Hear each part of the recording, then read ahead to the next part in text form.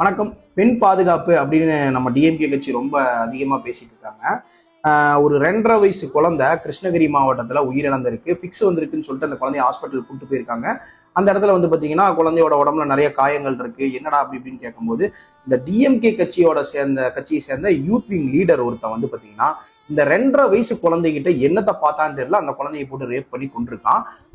Okay, DMK கட்சி வந்து பெண் பாதுகாப்பு, நாங்க பெண் உரிமை, பெண்களுக்கான கட்சி, நாங்க இலவச பஸ் கொடுத்துருக்கோம், 5000 ரூபாய் கொடுத்துருக்கோம், அதெல்லாம் எங்களுக்கு முக்கியம் கிடையாது. பாதுகாப்பு கொடுங்க முதல்ல, சரிங்களா?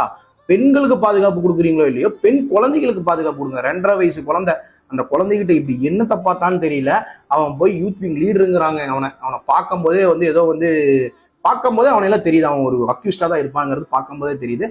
அவனை வந்து யூத் விங் லீடரா போட்டு வச்சிருக்காங்க. ஓகே, இப்போ இந்த நிலைப்பாடு, இந்த விஷயத்த வந்து பெருசா யாருமே வந்து பேசவும் கிடையாது, எதுவுமே பேச கிடையாது.